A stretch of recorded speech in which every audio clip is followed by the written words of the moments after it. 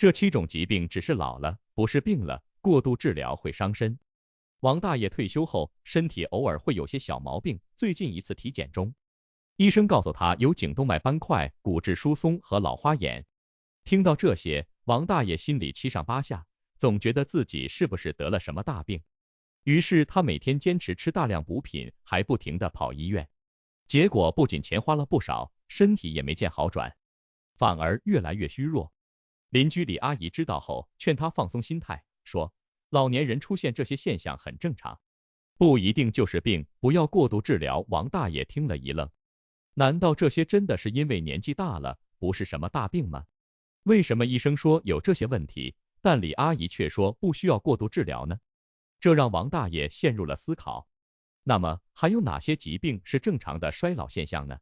不需要去过度治疗。1. 衰老不是病，随着岁月流逝，人体的每个细胞都在经历着不可避免的变化。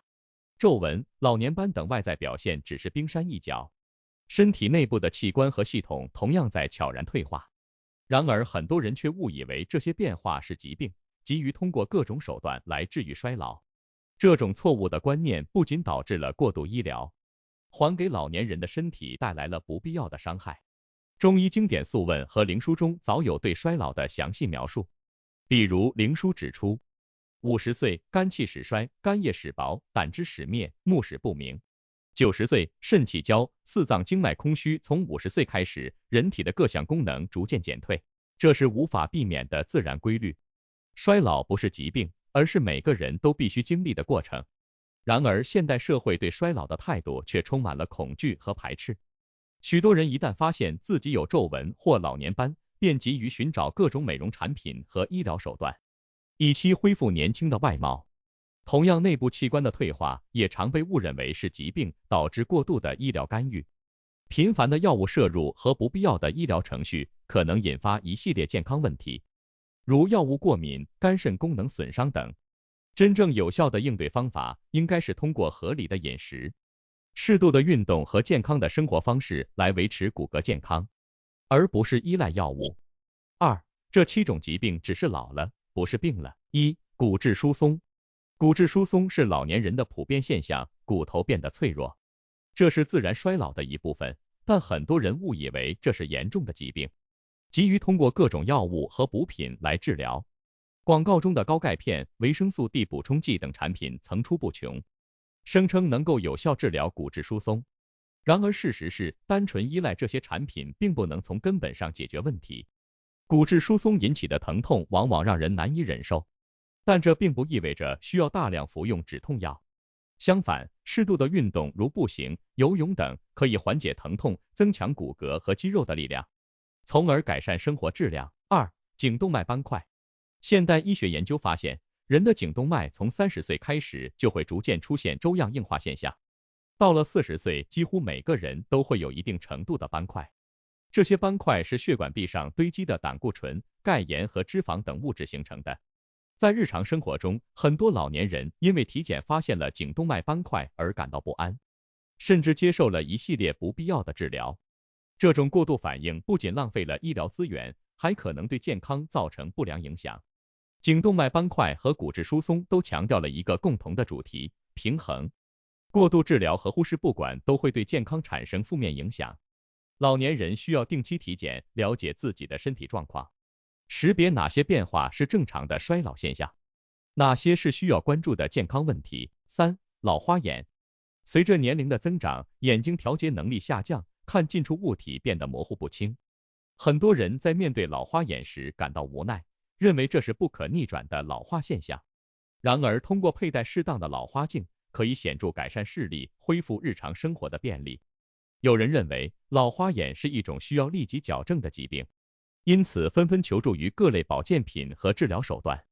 然而事实上，老花眼只是自然衰老的表现之一，并不需要过度医疗干预。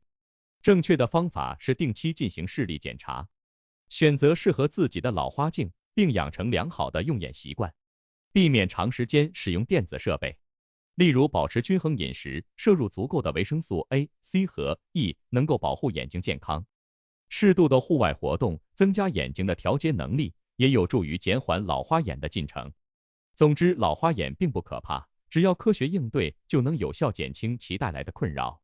4. 骨关节退行性改变。相比老花眼，骨关节退行性改变给老年人带来的困扰更为严重。然而，骨关节退行性改变并非无法缓解。虽然目前没有根治的方法，但通过科学的健康管理，可以显著减轻症状，改善生活质量。通过合理的饮食控制和适度的运动，保持健康的体重，对于预防和缓解骨关节退行性改变有着重要作用。饮食方面，摄入足够的钙质和维生素 D， 可以增强骨骼强度，减缓骨质疏松的进程。老年人的生活中，老花眼和骨关节退行性改变几乎是不可避免的两大难题。这两种现象虽然都与衰老密切相关，但它们带来的困扰却截然不同。老花眼让人看近处的物体变得模糊不清，而骨关节退行性改变则让人行动不便，疼痛难忍。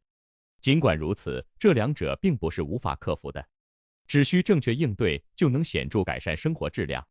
5. 前列腺增生。前列腺增生是大多数老年男性都会面临的问题。随着年龄的增长，前列腺细胞逐渐增生，导致前列腺体积增大，压迫尿道，出现尿频、尿急、夜尿增多等症状。